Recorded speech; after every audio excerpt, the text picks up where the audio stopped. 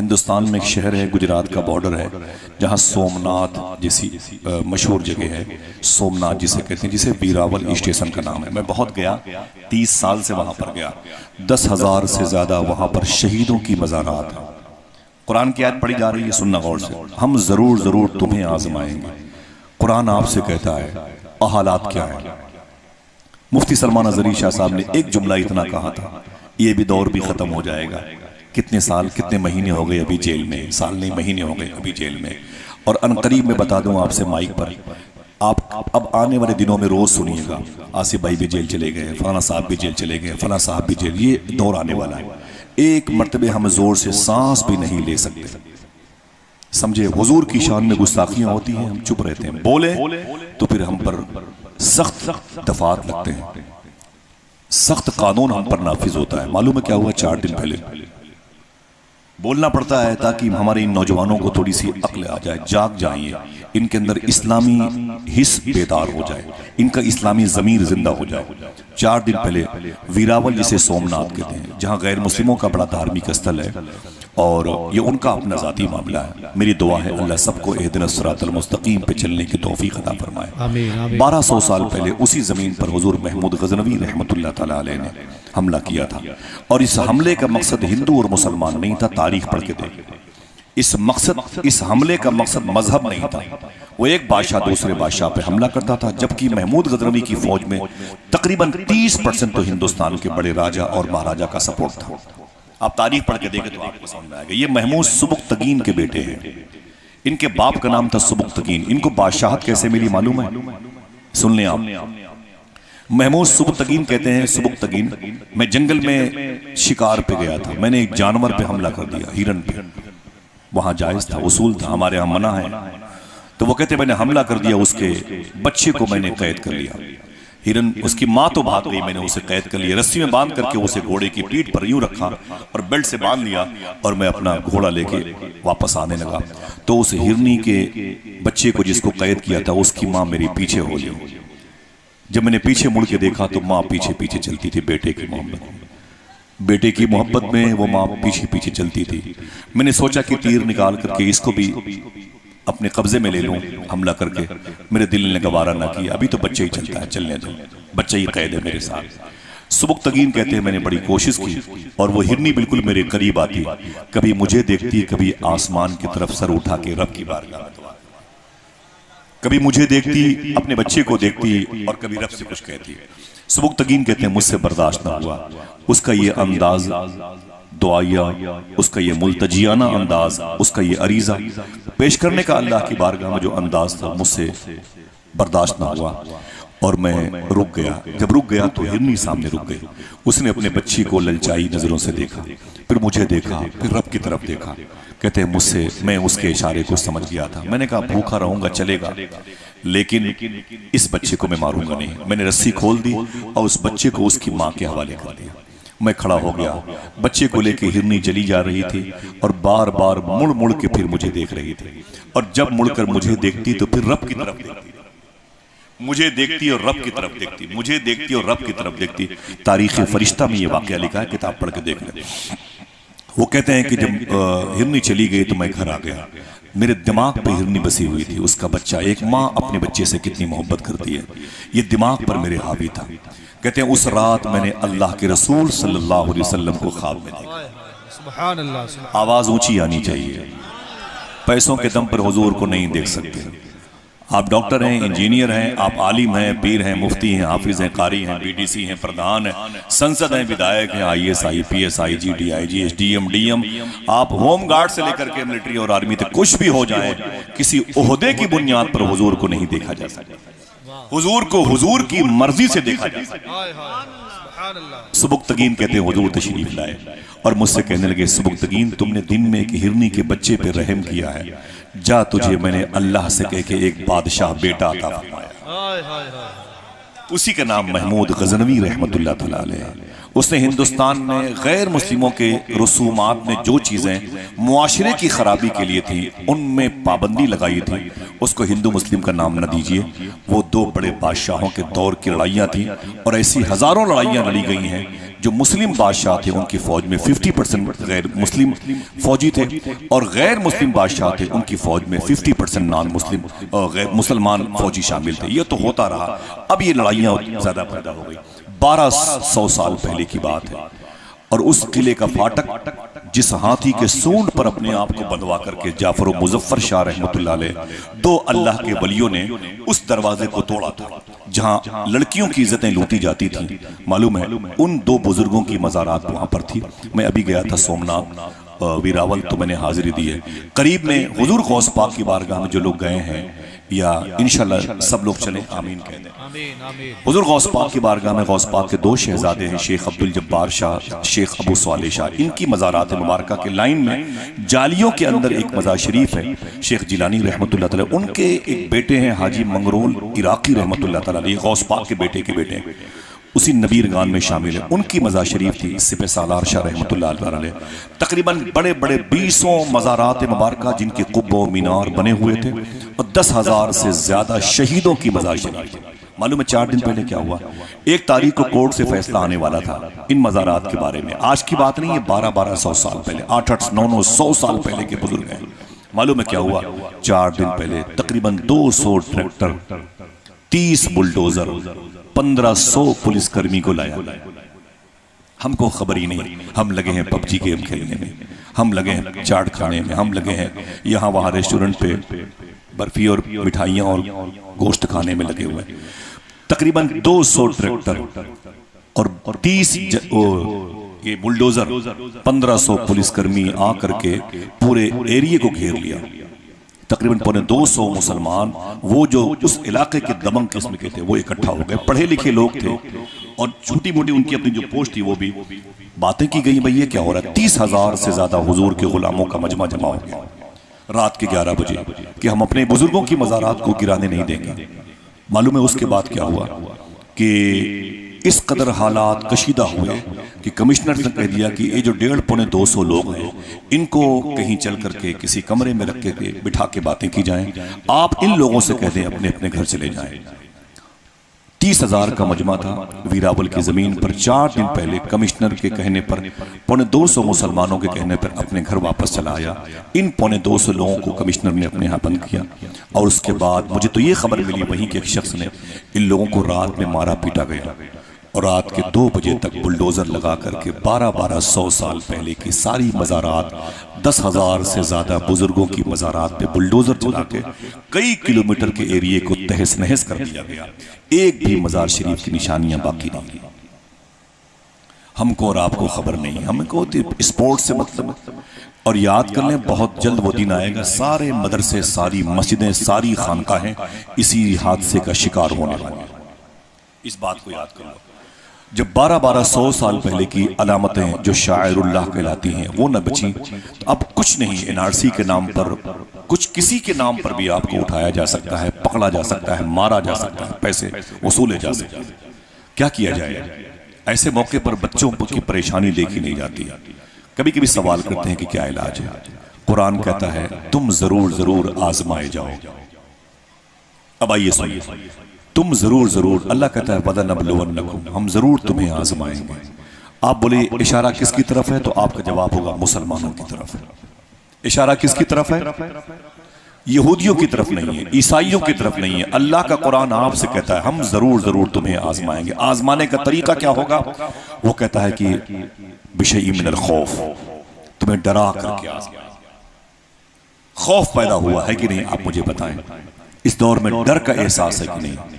सफर करें तो मुसीबत है, आप फ्लाइट में बैठे तो मुसीबत है। एक मुस्लिम थी फ्लाइट में, फातिमा क्या नाम था उसका, एयर होस्टेस थी। वो लड़की पानी लेके पहुंची एक साहब के पास, तो उसका नाम था फातिमा। उस फातिमा नाम पर उसने इतराज कर दिया। तो लड़की ने कहा प्लीज आपका ये काम नहीं, आप अपना काम करिए। इस पर बहस शुरू हो गई। इस कदर हालात फ्लाइट के खराब हुए कि उस लड़की को जो एयर होस्टेस थी उसे उतार करके दूसरी लड़की को बिठाना पड़ा, उसमें लेके जाना पड़ा। एक लड़के ने इतना कह दिया था कि फ्लाइट बस राइट टाइम उड़ने वाला है। उड़ने वाले से मुराद यह है 2.5 घंटे फ्लाइट को रोक लिया गया सिर्फ इस बात पर कि मुसलमान है। क्या किया जाए? हमारा और आपका फरीजा क्या है इस दौर में? थोड़ी सी गम और थोड़ी सी खुशी, थोड़ा सा कर्ब, थोड़ा सा दर्द लेके चले। कुरान कहता है हम तुम्हें आजमाएंगे। अल्लाह कहता है बिशैइन मिनल खौफ, कभी डरा के, वनक्सिम मिनल अमवाल, तुम्हारे मालों में खराबी पैदा करके, अमीर हो कभी गरीब करके तुम्हें आजमाएंगे। तुम्हारे पास दौलत है, कभी दौलत उजाड़ के आजमाएंगे। तुम्हारे पास घर है, कभी घर गिरा के आजमाएंगे। तुम्हारे पास पर्सनालिटी है, कभी पर्सनालिटी तुम्हारी हम लेके आजमाएंगे। वनक्सिम मिनल अमवाल, तुम्हारे मालों में खराबी पैदा करेंगे। वनक्सिम मिनल अमवाल वन अनफुस, कभी तुम्हारी जानें लेकर के अल्लाह कहता है तुम्हें मार दिया जाएगा। ये आजमाइश का एक हिस्सा ये भी। वस्समरात, तुम्हारे फल फ्रूट्स मेवाजात, खेत खलिहान को नुकसान पहुंचा के हम जरूर जरूर तुम्हें आजमाएंगे। आइए दोस्तों देखें वो आजमाइश किन के हिस्से में आई है। सरकारे बिलाल हबशी रदी अल्लाह तआला अन्हु के हिस्से में आई। इस कदर चोटें पहुंचाई गई। सहाबा जब बैठते थे तो बातें करते थे।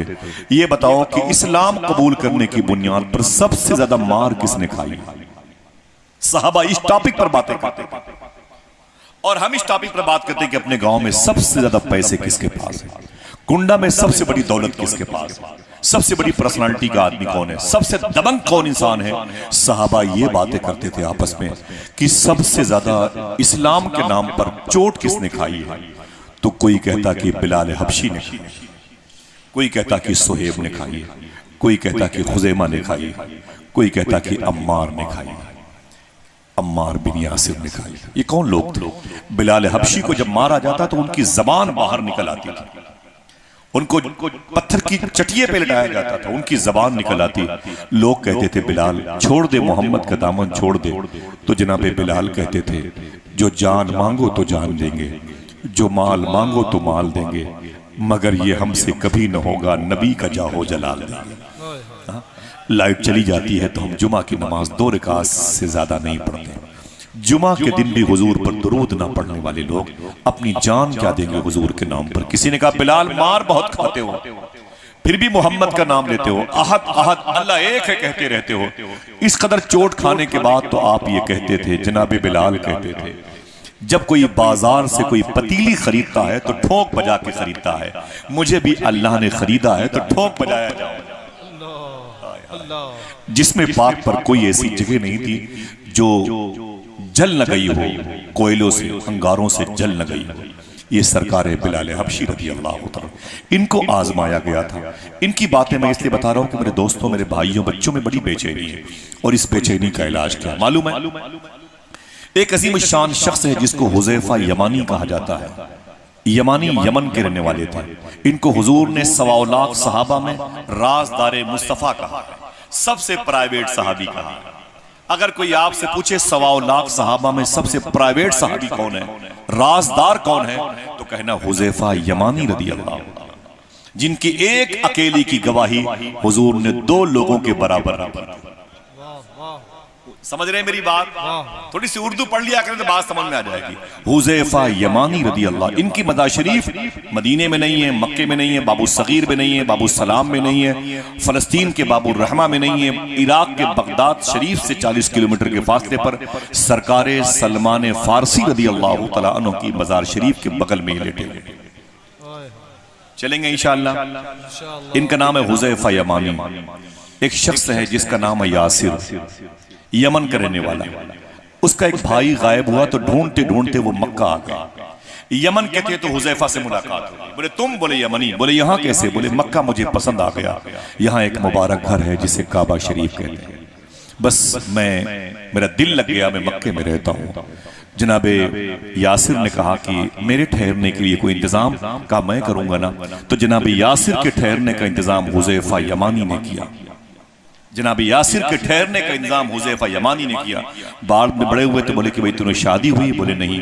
तो हुज़ैफा यमानी ने कहा मेरी एक कनीज है, मेरी बांदी है, मेरी नौकरानी है, मैंने उसे पैसे दे के खरीदा है, मैं चाहता हूं कि उसे आजाद कर दूं, तुम उससे शादी कर। बोले उसका नाम क्या है? बोले उसका नाम हजरत सुमैया है। अभी आपको इल्म नहीं सुमैया कौन थी? मेरी बहनों सुनना इस तारीख को। अल्लाह कहता है हम तुम्हें आजमाएंगे, इसी आजमाइश की कैटेगरी में तुम भी हो और तुम्हारी औलादे भी हैं। 30 साल के बाद हिंदुस्तान में क्या होगा, मैं तो ये सोच करके खाना नहीं खाता, ये सोच करके मुझे घंटों नींदें नहीं आती हैं। आइए दोस्तों फिर भी कोशिश करें, जिस मुल्क में गरीब नवाज हैं कभी न कभी तो कर्म हो जाएगा इंशाअल्लाह। हमारे भाई हैं अब्दुल हई भाई हमारे यहाँ के, बात कर रहे थे। अब्दुल हई भाई ने जुमला कहा, बड़ा चुभता हुआ, बोले यार आसिफ ये दिन भी खत्म हो जाएगा, ये दौर भी खत्म हो जाएगा इंशाअल्लाह। क्या कहा था फांसी के फंदे पर अल्लामा काफी मुरादाबादी ने, कोई गुल बाकी रहेगा ना चमन रह जाएगा, बस रसूलुल्लाह का दीने हसन रह जाएगा। समझे आप? मालूम है जनाबे यासिर की शादी सुमैया नाम की एक लड़की से हो गई। सुमैया हुज़ैफा यमानी की आजाद करदा कनीज है। जब उनसे शादी हुई तो उनके घर में एक बेटा पैदा हुआ जिसको दुनिया हजरत अम्मार के नाम से याद है। अम्मार अबी ज़र सलमान फारसी, ये वो बुजुर्ग हैं कि जिनके बारे में हुजूर ने इरशाद फरमाया। बता दूं, मेरे आका इरशाद फरमाते, देखना कितने लोग सुभान अल्लाह कहते हैं। हुजूर इरशाद फरमाते हैं, दुनिया वाले जन्नत को ढूंढते हैं, जन्नत मेरे सलमान फारसी को, अबी ज़र गिफ़ारी को और जनाबे अम्मार बिन यासिर को ढूंढते हैं। अपनी माँ के लिए फिर से बोले, बख्शिश के लिए अम्मार पैदा हुआ। अम्मार जब आहिस्ता आहिस्ता बड़े हुए ना तो मक्के की गलियों में घूमते रहते थे, अकेले अकेले घूमते रहते थे। साद बिन वक्कास से मुलाकात हो गई। साद बिन वक्कास ने कहा अम्मार, फरमाया क्या बात है? बोले तेरी माँ बाप कैसे हैं? बोले ठीक है। बोले तूने सबसे ज्यादा मोहब्बत किससे की है? तो जनाबे अम्मार कहते हैं मैंने अपनी माँ और अपने बाप से मोहब्बत की है। जनाबे साद ने कहा तुझे मैं एक ऐसा चेहरा दिखा दूं जिसको देखने के बाद तू सबसे ज्यादा उसी से मोहब्बत करेगा। जनाबे अम्मार कहते हैं मुझे उसका पता तो बता सही, वो कौन ऐसा चेहरा है कि जिसको मैं देख लूंगा तो फिर अपनी माँ और अपने बाप से भी कम मोहब्बत करूंगा। जनाबे साद बिन वक्कास उन्हें हुजूर की बारगाह में ले गया। अल्लाह अकबर, हुजूर की बारगाह में, ऊंची बोले जनाबे साद हुजूर की बारगाह में अल्लाह लेके आ गए अम्मार बिन यासिर को। हुजूर कौन है? ये रबी नूर का महीना है। हुजूर की पैदाइश पर मखदूमा शिफा ने हुजूर को गोद में लिया था और लेके कहा था आइए हुजूर को नहला दिया जाए। तवज्जो है आपकी? तवज्जो है, सुनिएगा इंशाअल्लाह। दिल गए तो सुभान अल्लाह बोलिएगा। सबसे पहले हुजूर को गोद में लिया था मखदूमा शिफा ने। टॉपिक वही है, हम जरूर तुम्हें आजमाएंगे। हुजूर जब सजदे में थे तो आगे बढ़कर के अम्मी आमीना से कह के मखदूमा शिफा ने हुजूर को गोद में ले लिया और लेके कहा आओ हुजूर को नहला दिया जाए। पता चला हुजूर तो नहाए हुए पैदा हुए। अल्लाह अल्लाह। किसी ने कहा हुजूर की आंखों में सुरमे लगा दिए जाए। पता चला हुजूर की आंखें बगैर सुरमे के चमक रही। किसी ने कहा हुजूर के जिस्म पाक पर खुशबू मल ली जाए तब कपड़े पहनाए जाए। पता चला कि सारी खुशबू हुजूर ही के जिस्म से आ रही है। मेरा इमाम कहता है बू पे चलते हैं भटकने वाले। अल्लाह अकबर, अल्लाह अकबर। मेरे इमाम के अशार भी बड़े दिलपजीर होते हैं, जासूस होते हैं और दिलसोज होते हैं।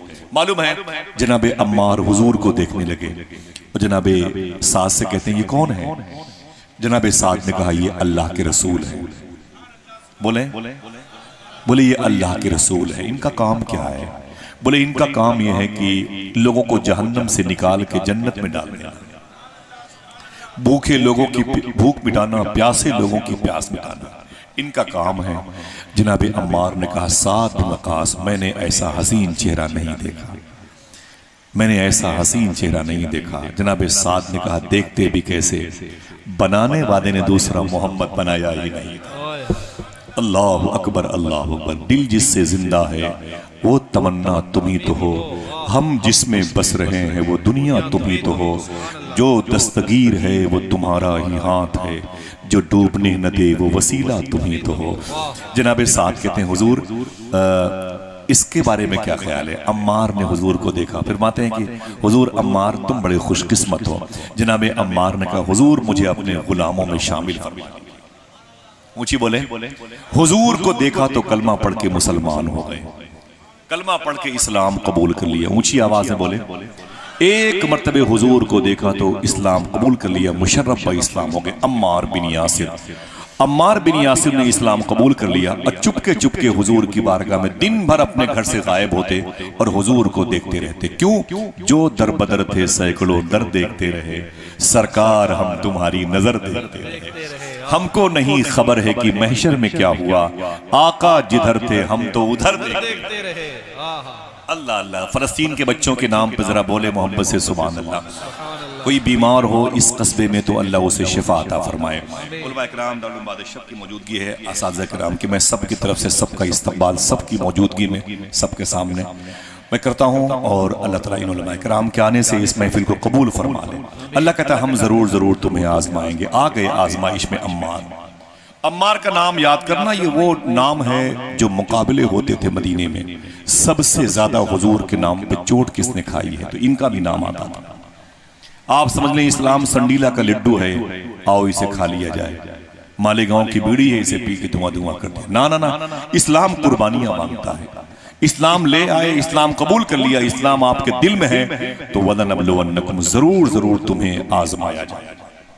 समझ रहे हैं, जरूर जरूर तुम्हारी आजमाइश होगी। मालूम है जनाब अम्मार ने इस्लाम कबूल कर लिया तो साद बिन वकास के साथ चुपके चुपके नमाज पढ़ा करते थे। ऐसे नहीं जैसे आपके यहाँ 7-8 मस्जिद है, जब चाहा जिस मस्जिद में चाहा चले गए। तब नमाज पढ़ने के लिए खाल खिंचवानी पड़ती थी। तब नमाज पढ़ने के लिए जो चमड़ों के जूते होते थे ना, उसे खून से भरना पड़ता था, लाठियां खानी पड़ती थी। जनाब अम्मार साद बिन वकास के साथ नमाज पढ़ रहे थे और जनाब अबू सुफियान ने इस्लाम कबूल नहीं किया था। देख लिया, बोले ए साद ये क्या हो रहा है? फरमाया ए अबू सुफियान, क्या आपने अपनी मर्जी के मालिक इस्लाम भी कबूल नहीं कर सकता? बस बात बढ़ गई, लड़ाई हो गई। अम्मार बिन यासिर एक तरफ, साद बिन वकास एक तरफ, जनाब अबू सुफियान एक तरफ और उनके हवारी एक तरफ। बड़ी लड़ाइयाँ हुई, बड़ी मारपीट हुई। जख्मी होकर के जब अम्मार अपने घर वापस आए तो माँ ने कहा ए मेरे बेटे तू कहाँ था? तो जनाब अम्मार ने कहा कि मैं साद बिन वकास के साथ में था। बोले वहाँ ये जख्म तुझे कैसे आए? तो जनाब अम्मार ने कहा था दुश्मनों से लड़ाइयाँ हुई। बोले मक्के में तेरा दुश्मन कौन है? बोले जो हुजूर का दुश्मन है वो मेरा दुश्मन है। मालूम है जब इस्लाम कबूल किया, अभी कितने मुसलमान हैं जमीन पर? 8 अरब लोग हैं, 800 करोड़ लोग बनाम मुसलमान हैं। 800 करोड़ लोग हैं जमीन पर इंसान, इनमें से 150 करोड़ 1.5 अरब बनाम मुसलमान जमीन पर कलमा पढ़ने वाले लोग हैं। 1.5 अरब लोग। मैं कब की बात कर रहा हूं? ये अम्मार ने जब इस्लाम कबूल किया तो इस्लाम करने वाले ये 7वें या 8वें आदमी थे। तब कुल 7 लोगों ने इस्लाम कबूल किया था। इतने शुरू की बात है। जनाब अम्मार कहते कि ऐ मेरी माँ, मैंने हुजूर, जो हुजूर का दुश्मन है वो मेरा दुश्मन है, जो हुजूर का दोस्त है वो मेरा दोस्त है। माँ ने कहा तुझसे हुजूर की दोस्ती से क्या मतलब? अम्मार ने कहा मैं बस सिर्फ हुजूर से मतलब रखता हूँ। बोले मैं तो समझती मुझसे मोहब्बत करता है। तो अम्मार कहते हैं मेरी माँ, तुझ जैसे हजारों माएँ हुजूर के नाम पे कुर्बान हो जाए। माँ ने कहा अरे मेरे बेटे, अगर हुजूर ऐसे हैं तो मुझे भी दिखा दे। अल्लाह अकबर। माँ सुमैया भी तय। सुनना, ये कोई खेलकूद की बात नहीं है, कोई ऐसे कपिल शर्मा के ड्रामे नहीं कि जिसे हंस हंस के सुना जाए और फिर अपने काम में बिजी हो जाए। मालूम है ये वो दास्तान इश्क है जिसको सुनाने के लिए भी खून लगता है, सुनने के लिए भी। जनाबे सुमैया अपने शोहर जनाबे यासिर के साथ हुजूर की बारगाह में आई। जैसे दोनों मियाँ बीवी ने, अम्मार की माँ ने हुजूर को देखा तो रोने लगे। फरमाया कि ऐसा मुबारक चेहरा आज तक नहीं देखा गया। हुजूर देर न करे, मुझे कलमा पढ़ा के मुसलमान बना दे। माँ बेटे ने कलमा पढ़ लिया। ये वाहिद इंसान अम्मार बिन यासिर हैं जो जंगे बद्र में शिरकत की। तो ऐसे सहाबी थे जिनकी माँ भी मुसलमान थी, जिनका बाप भी मुसलमान। मालूम है बस अबू जहल को तकलीफ हो गई। अबू जहल ने इनको अपना गुलाम बना रखा था। अबू जहल ने मारपीट शुरू कर दी। मालूम है अबू जहल ने जनाबे सुमैया को, अम्मार को, यासिर को बुला लिया और मक्के के ओबाश किस्म के लोगों को जमा कर लिया और कहा जिस कदर हो सके इन्हें मारा जाए। जनाबे अम्मार कहते हैं मुझे गर्म गर्म लोहे की सलाखों से दागा जाता था, मेरे जिस्म में सुराख कर दिया जाता था और मुझे लोहे की जिरा, लोहे की बनियान पहना करके मुझे दिन दिन भर गर्मी में दोपहर में मक्के की रेत पे मुझे खड़ा कर दिया जाता था। मैं कई कई घंटों तक के लिए बेहोश हो जाता था। लेकिन जब मुझे होश आता तो अबू जहल कहता बोल अम्मार कलमा पढ़ना छोड़ेगा?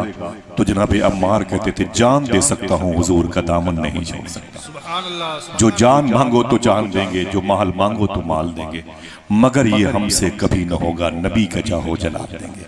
हम 2 कप चाय पे ईमान का सौदा कर चुके हैं। बीवी के 2 आंसू पर अपना जो है जायज कारोबार को छोड़ करके गलत राह के मुसाफिर बन गए।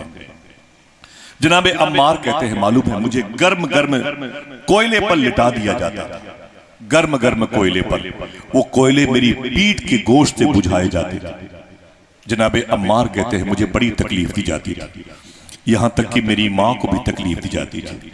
मखदूमा सुमैया का आलम यह था, बहनों जरा सी गर्मी में नमाजें छूट जाती हैं, जरा सी गर्मी में दुरूद पढ़ना तुम भूल जाती हो। सुमैया वो थी, सामने उनके हाथ पांव बंधे हुए थे।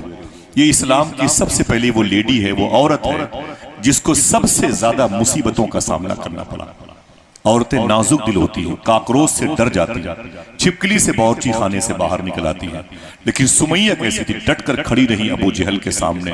अबू जहल ने उनके हाथ पांव बांध दिए थे। एक रवायत में गड्ढे खोद करके आपको इतना गाड़ दिया था, आपको और आपके बाप बेटे को भी, शौहर को भी, और करीब आया तो आपके हाथ बंधे हुए थे। तो मालूम है उसने कहा, अरे सुमैया मैं जानता हूं तू मोहम्मद से मोहब्बत करती है, मोहम्मद के दीन से तुझे कोई मतलब नहीं, मोहम्मद के हुस्न से तुझे मतलब है, तू मोहम्मद से प्यार करती है, तेरी नीयत खराब है। इतना सुनना था कि उस सुमैया ने अबू जहल के चेहरे पे थूक दिया, अबू जहल के चेहरे पे थूक दिया। फरमाया, जालिम तू कैसी बातें करता है हुजूर के बारे में, अल्लाह जिसे अपना महबूब कहे, मैं उस दरबार में झाड़ू लगाने वाली औरत, तू कैसे तुमने ये नापाक बातें कही हैं। मेरी मजाल कि मैं हुजूर के हुस्न पर फरेफ्ता हूं, ये सोचकर कि हुजूर मुझसे प्यार करे, मैं हुजूर की बीवी बन जाऊं, मैं हुजूर की गुलाम हूं, हुजूर की कनीज हूं, हुजूर की बांदी हूं, मैं उस दरबार में जारोब कश की हैसियत से हूं। जालिम तूने ये कैसे ख्याल किया। अबू जहल ने मालूम है क्या किया, दोनों पांव बांध दिए। एक रवायत पे तो ये है, आप सुनेंगे तो आपकी रूह निकल जाएगी। अबू जहल ने आपको, आपके शौहर को, जनाब यासिर को पहले यूं बांधा, हाथ पांव अलग किए, बांध के मालूम है उसने ऊंट मंगवाए थे मक्के शरीफ में और पूरे मक्के के लोगों को जमा किया था। एक ऊंट को उसने कहा इसका रुख इधर कर दो, एक ऊंट का रुख इधर कर दो, और एक ऊंट का रुख इधर कर दो, और एक ऊंट का रुख इधर कर दो। 4 ऊंट लाए थे अबू जहल ने और ला करके रस्सियां बांध करके उनके पैरों में बांध दी थी। जनाबे यासिर रज़ी अल्लाह तआला अन्हु से कहा, बोल कलमा छोड़ेगा। आपने कहा, जान दे सकता हूं, हुजूर की गुलामी नहीं छोड़ सकता, मैं जान दे। बोले तेरे जिस्म के टुकड़े टुकड़े हो जाएंगे, बोले जब मैं मर भी जाऊंगा तो मेरी कब्र से हुजूर की नातों की आवाज आएगी, मैं ना रहूंगा तब भी हुजूर का जिक्र करता रहूंगा, हुजूर की बातें होती रहेगी। मालूम है अबू जहल ने क्या किया, उसने चाबुक पे चाबुक मारे, ऊंटों को 4 सिमत दौड़ा दिया।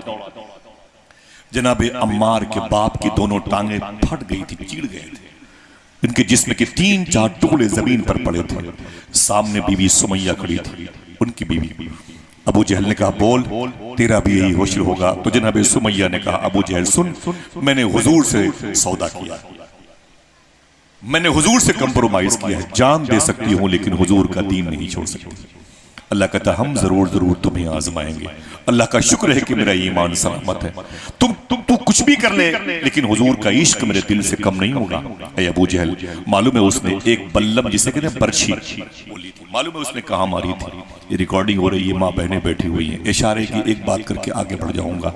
उससे तो पहले तो लोहे की जंजीरों से आप पर हमला किया था, उसके बाद उसने बल्लम यानी नेज़े से आपके नाफ के नीचे, बस आप समझ लें, उस मुबारक खातून जो हुजूर से मोहब्बत करती थी, हुजूर का इश्क उसके दिल में था, हुजूर से प्यार करती थी, जनाब सुमैया रज़ी अल्लाह तआला अन्हा के नाफ के नीचे पेट के नीचे वाले हिस्से पे उसने बर्छी मारी और वो बर्छी आर पार हो गई थी।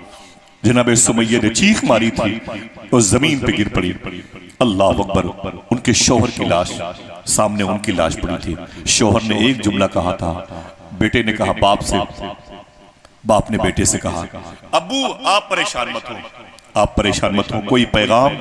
तो जनाब यासिर ने कहा था, हुजूर से इतना बता देना कि मरने से पहले आपका गुलाम आपको याद कर रहा था, आपका गुलाम आपको याद कर रहा था। जनाब यासिर के जिस्म के टुकड़े हुए और जनाब सुमैया इस्लाम की सबसे पहली औरत है जिन पर इस कदर जुल्म ढाया गया कि जिनके नाफ के नीचे के हिस्से में बर्छी मार करके शहीद किया गया, उफ तक न की, और हुजूर की मोहब्बत में किसी और को शरीक न किया, हुजूर के इश्क में कोई कमी ना आने दी, जान दी हुई उसी की थी हक तो ये है कि हक अदा ना हुआ। अब बारी जनाब अम्मार की थी। कोयले गर्म किए गए और उनको तरतीब से बिछाए गए। जब कोयले गर्म हो गए, ज्यादा उसके अंदर आग पैदा हो गई, तो अबू जहल ने जनाब अम्मार को उस कोयले पर लिटा दिया। उस कोयले पर लिटाया था तो जनाब अम्मार कहते मैंने हुजूर को याद किया, बेतहाशा मुझे हुजूर याद आया। हमें कोई सियासी शख्स याद आता है, मुसीबतों में आशिक रसूल को रसूल याद आता है। जनाब अम्मार कहते मैं कोयले पे लेटा हुआ था और हुजूर को इस कदर मैंने याद किया कि मेरे सामने फिर हुजूर तशरीफ लाए।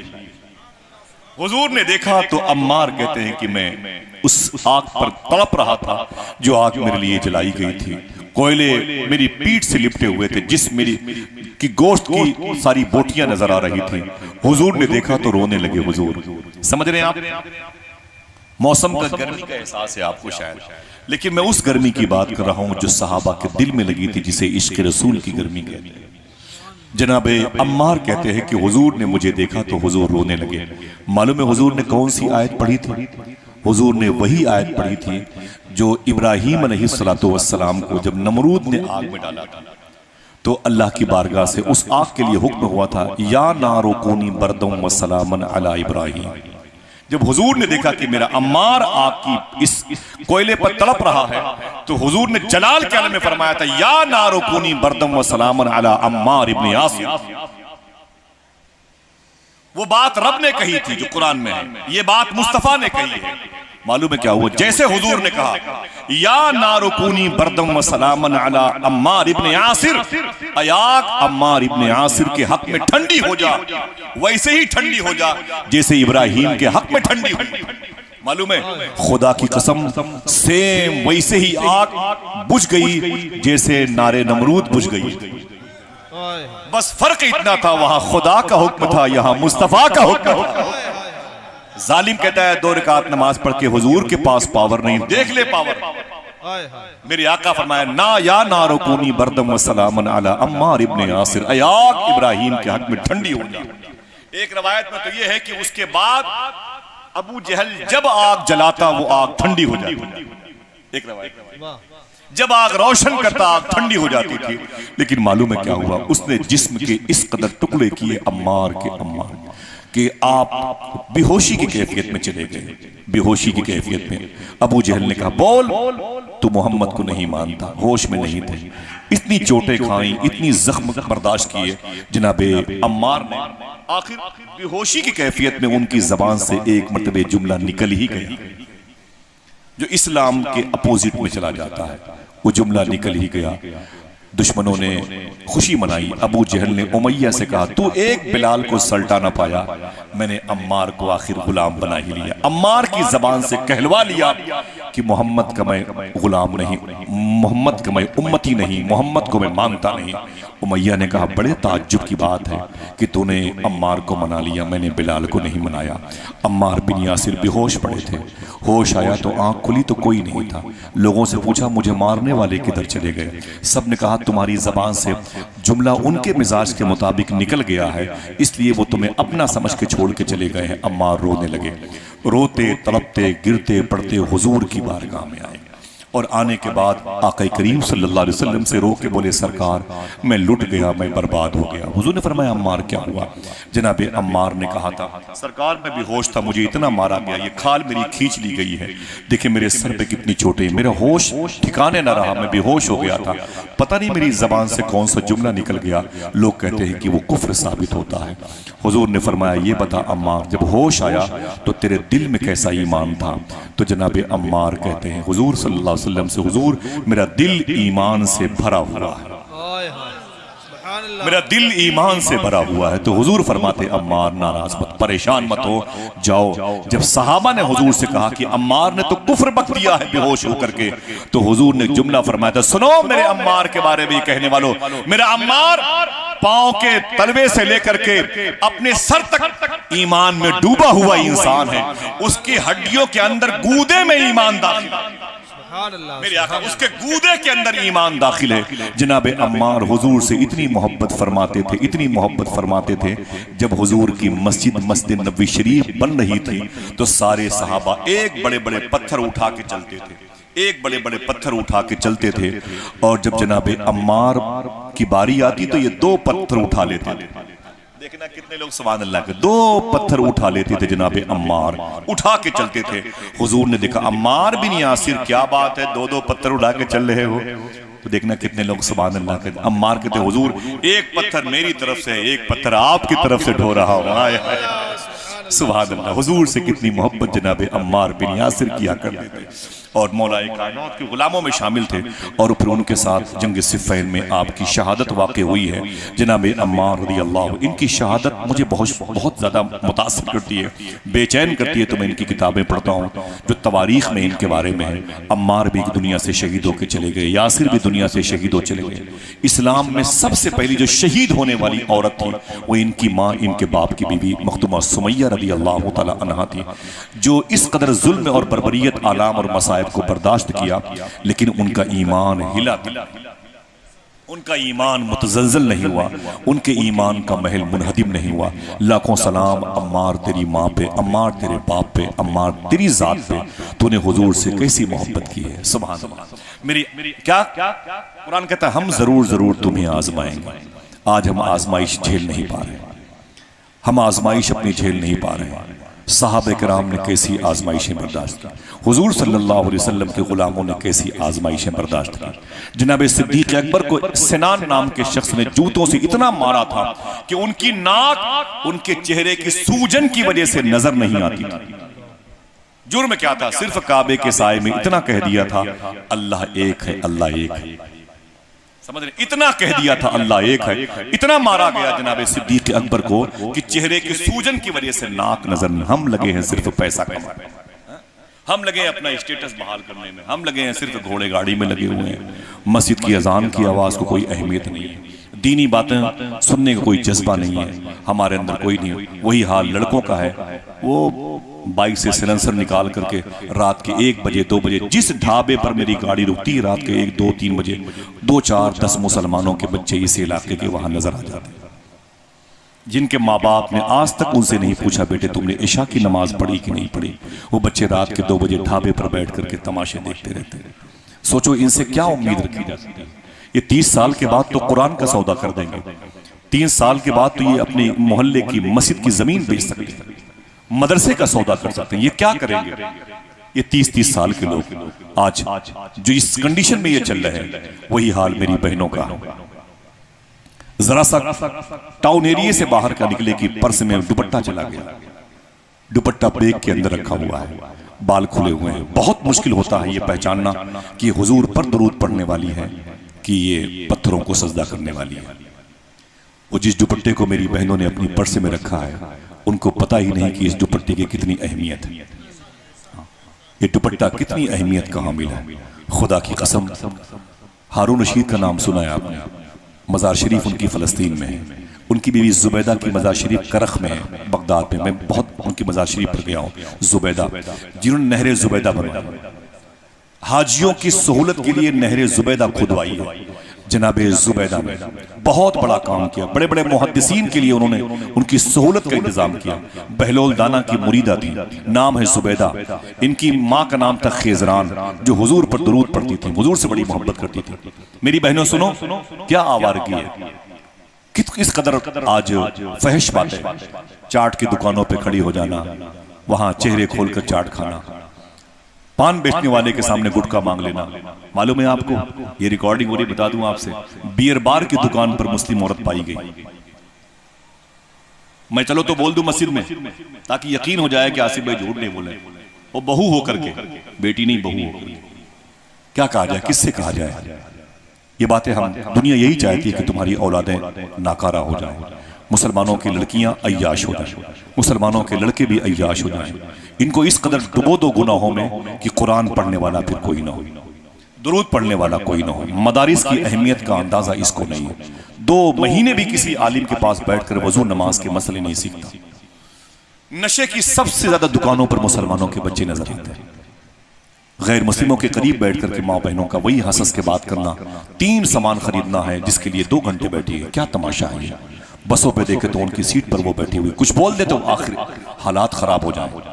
मालूम है आपको, ये हारून रशीद की बीवी है। काश इन बातों को याद रखें और अपनी बहनों को बताएं। हाथों को उठाएं, मेरी इस बात को अपने घर में बताएंगे इंशाअल्लाह। दिल से बोले इंशाअल्लाह। हारून की बीवी है जुबैदा, इनका इंतकाल हो गया।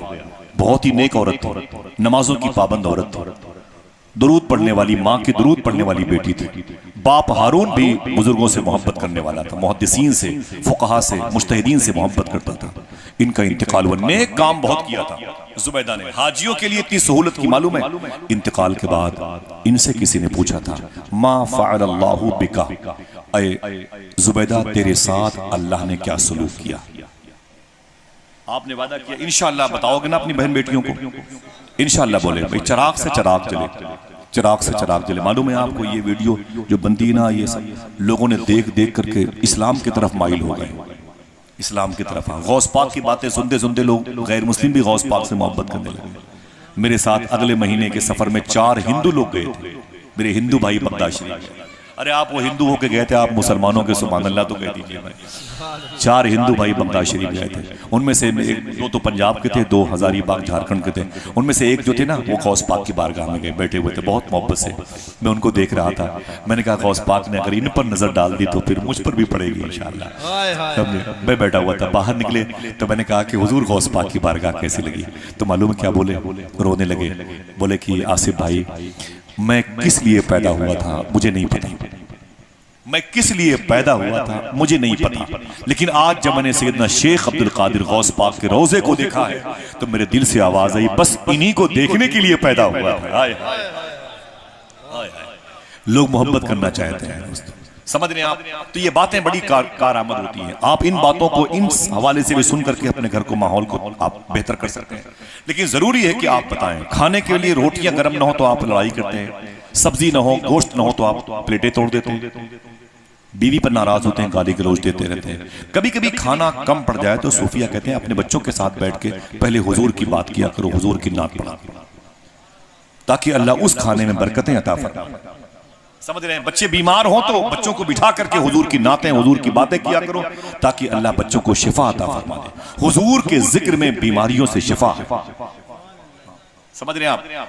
मालूम है जुबैदा कहती है कि मुझसे पूछा मेरे मरने के बाद, मा फ़अलल्लाहु बिका, तेरे साथ अल्लाह ने क्या सुलूक? मेरी बहनों सुनना इसे, तेरे साथ अल्लाह ने क्या सुलूक? तो जुबैदा कहती है कि मुझे रब के हुजूर पेश किया गया। मैं मालिकन थी, राजकुमारी थी, बहुत बड़े बादशाह की बेटी थी।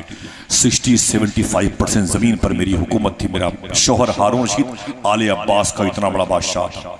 वो कहती जब मुझे अल्लाह के हुजूर पेश किया गया तो अल्लाह ने मुझसे कहा, जुबैदा तूने बड़ी नेकियां की हैं, बड़ी नेकियां तूने की हैं, लेकिन आज तेरी कोई नेकी काम नहीं आएगी। तूने बड़ी नेकियां की लेकिन तेरी सारी नेकियां एक तरफ, एक ही नेकी तुझे जन्नत में लेके जाएगी। इसे याद रखना इंशाल्लाह, एक ही नेकी। देखें अरशद भाई, एक ही नेकी तुझे जन्नत में लेके जाएगी। तो जुबैदा कहती मेरी मौला और जो नेकियां थी वो नहरे जुबैदा जो खुदवाई थी, अल्लाह फरमाता वो सारी तो उनके हिस्से में चली गई जिनके पैसों से तूने खुदवाई थी। तो जो मोहब्बत की थी ना मेरे दोस्तों से, वो सब स्टॉक है। एक नेकी तुझे जन्नत में लेके जाएगी, आज तू बख्शी जाएगी सिर्फ एक नेकी की वजह से। तो जनाब जुबैदा ने कहा मेरे मौला वो कौन सी नेकी है जिसकी वजह से तू मुझे बख्श रहा है? तो जनाब जुबैदा से परवरदिगार आलम ने कहा, जुबैदा दोपहर का वक्त था, जोहर की अजान हो रही थी, तू मालिकन राजकुमारी रानी बन के अपने घर के महल में आंगन में बैठी हुई थी। इनका महल गौस पाक के रोज़े शरीफ से तकरीबन 4 किलोमीटर के फासले पर है। इनका जो महल है करीब में शेख शहाबुद्दीन उमर शाह सोहरवर्दी का रोजा है। कभी चलेंगे तो हम आपको दिखाएंगे, हालांकि इनका महल नहीं दिखाएंगे, वो दूर से देख लीजिएगा, जिसको शौक है अपना जाए। हम आपको गौस पाक का रोजा दिखाएंगे इंशाअल्लाह, ठीक है इंशाअल्लाह। मुझे क्या मतलब महल वाले से उजले हुए चमन से, सबसे बड़ा महल तो बगदाद में गौस पाक का है माशाअल्लाह। मालूम है अल्लाह ने फरमाया, ऐ जुबैदा सुन, जोहर की अजान की आवाज तेरे कानों में आई, और ये जो दुपट्टे थे ना, ये दुपट्टे उनके सर पे नहीं थे, जुबैदा के सर पे दुपट्टे ने वो सब रखे हुए थे। सारी सहेलियां बगैर दुपट्टे के बैठी हुई थी। जुबैदा कहती मेरे भी दुपट्टे नीचे रखे हुए थे और हंस हंस के सब सहेलियां बातें करती थी, खेल कूद की फिजा कायम थी। अचानक आवाज आई अल्लाह अकबर की। तो अल्लाह कहता है, ए जुबैदा तूने क्या किया था उस वक्त, तुझे याद है? जुबैदा कहती है, मेरे मौला मुझे याद नहीं। अल्लाह फरमाता है, मेरी रहमतों को खबर है। तूने क्या किया था मालूम है? उस वक्त अपने दुपट्टे उठा करके तूने उसे अपने सर पे रख लिया था और अपनी सहेलियों से कहा था, चुप चुप चुप, अजान की आवाज आ रही। तो सारी सहेलियों ने अपने अपने दुपट्टे निकाल के अपने सर पे रख लिए थे। अल्लाह कहता है, ए जुबैदा तेरा यही नेक काम आज तुझे जन्नत में लेके जाएगा। आए हाय अल्लाह ने, जरा सोचो, एक लम्हे के लिए अगर अजान की आवाज का एहतराम कोई बहन इस तरीके से करती है तो उसकी सारी नेकियां पीछे हो जाती हैं। यही नेकियां उसको जन्नत में लेके जाने का सबब बना देती हैं। अगर मुस्तकिल तौर पर ये दुपट्टे सरों पे हमारी बेटियों के रहे तो जरा सोचो कितनी आवाजों का ये एहतराम करेंगे, कितनी मर्तबे अल्लाह की रजा हासिल करेंगे। हमारी आपकी जिम्मेदारी बनती है अपने घर के माहौल को मजहबी माहौल बनाए। इंशाअल्लाह आजमाइश में सब होते हैं, आजमाइश में औरत भी थी। वदनबलुवन्नकुम बिशैइन मिनल खौफ वल जू', भूख से आजमाए जाएंगे। हुजूर के सहाबा भूख से कैसे आजमाए जाते थे मालूम है? जितने लोग हैं उतने किस्म के खाने सब खा के बैठे हुए और फिर भी सोच रहे हैं कहीं से गुटखा मिल जाए, पान मिल जाए, चाय मिल जाए, पेप्सी, स्प्राइट, थम्स अप मिल जाए, या कमेटी वाले सादा पानी ही पिला दे। ऐसा लोग सोचते हैं, हम भी सोचते हैं भाई कुछ आ जाए यार, बहुत देर हो गई, प्यास लगी है। मालूम है वल्जू है, अल्लाह कहता है हम तुम्हें भूख से आजमाएंगे, भूख से आजमाएंगे, खुदा की कसम। खुर्शीद भाई मैंने वो पत्थर मदीने शरीफ में देखा है। शारे सुल्तानिया में शेख अब्दुल्ला इब्न ज़रारा रज़ी अल्लाह तआला अन्हा की औलाद है, शेख अब्दुल्ला फरज खुजरजी के यहाँ वो पत्थर मौजूद था, जिस पत्थर को हुजूर भूख की कैफियत में अपने पेट पर बांधा करता था। वो पत्थर 10-20 ग्राम का नहीं था, वो पत्थर मेरी नजर में तकरीबन 1 पौन किलो के आसपास था। वो 2 पत्थर उनके घर पे रखे हुए थे, जिस पत्थर को हुजूर सल्लल्लाहु अलैहि वसल्लम भूख की कैफियत में अपने पेट पर बांधते थे और ऊपर से कपड़े बांध कर लिया करते थे और जुब्बा शरीफ ऊपर से पहन के चला करते थे। और अगर कोई भूखा होता था तो उसकी भूख को मिटाने की फिक्र में लग जाते थे। वो नबियों में रहमत लक़ब पाने वाला, मुरादें गरीबों की पर लाने वाला। अल्लाह अकबर। मालूम है मेरे आका की भूख, अल्लाह कहता हम तुम्हें भूख से आजमाएंगे। हम तो नहीं, हमें अभी का खाना चाहिए, भूख लगेगी तो फिर घर जाके कुछ खाएंगे। सुबह उठेंगे तो बस उठने के फौरन बाद टोस्ट चाहिए, उसमें क्रीम चाहिए, उसमें मक्खन चाहिए और फिर उसमें वो फ्रूट्स चाहिए, मेवाजात चाहिए, फिर कॉफी चाहिए या चाय, दूध वगैरह वगैरह। और फिर अभी खाना खा रहे हैं कि दोपहर में खाना क्या मिलेगा उसके बारे में बातें हो रही हैं। और दोपहर तक कितनी जगह चाय पीनी है वो सब शेड्यूल बना हुआ है। अब दोपहर से लेकर शाम को जो खाने की गैपिंग है, असर के बाद फिर चाय और टोस्ट का दौर चल रहा है। कुछ नमकीन बना लो, कुछ ये कर लो, कुछ पापड़ लो, फिर वो दिन भर खाना पीना, दिन भर खाना पीना। मालूम है जब हुजूर का हुक्का पानी बंद किया गया था मक्के शरीफ में, मक्के के काफिरों ने, मुझे बहुत तकलीफ होती है, अल्लाह के रसूल सल्लल्लाहु अलैहि वसल्लम का जब हुक्का पानी बंद किया गया था मक्के शरीफ में, शेबे अबी तालिब में 3 साल तक हुजूर से कोई बात नहीं करता था। हुजूर की बेटियां अपनी माँ के सीने पर सोती थी और रोती थी, अम्मी मेरे बाप का कसूर क्या है, लोगों ने मेरे बाप को मुझसे अलग कर दिया है, मेरा बाप तो गरीबों से, यतीमों से मोहब्बत करता है, मेरे बाप को लोगों ने कैद कर दिया, हम अपने बाप से मिल भी नहीं सकते हैं। हुजूर की बीवी अम्मी खदीजा अपनी बच्चियों को तसल्ली देती थी और हुजूर अपने गुलामों के साथ उस एरिया में कैद थे। मालूम है कितनी दुश्वारियां थी। आपकी बेटी कहती बाबा जान कहाँ किस टीचर के यहाँ मेरी शादी की है, बोटियां रोटियां रोज खत्म हो जाती हैं। आप कहते हो बेटी घर चली आओ, इनके हम छप्पर पिछवा देंगे, जो मेरी बेटी को तकलीफ देते फौरन दुआ तवीज के लिए इकट्ठा हो जाओ, ऐसा कर दो वैसा कर दो कि मेरी बेटी के अंडर में मेरा दमाद आ जाए वगैरह वगैरह। माज़अल्लाह रब्बिल। मालूम है हुजूर ने तकलीफ कितनी बर्दाश्त की है। मेरे आका सल्लल्लाहु अलैहि वसल्लम उस शेबे अबी तालिब में जब 3 साल तक हुजूर का हुक्का पानी बंद किया गया था, हुजूर सल्लल्लाहु अलैहि वसल्लम के गुलाम अपने पेट को पकड़ के उसी गार में रोते रहते थे। जब ज्यादा कई के दिन हो जाते थे तो जो जूते चप्पल पहनते थे ना, उस पर जो चमड़े लगे रहते थे नीचे ऊपर कहीं भी, उसे छुरी से काट करके पानी में भिगो भिगो के उसे खाया करते थे।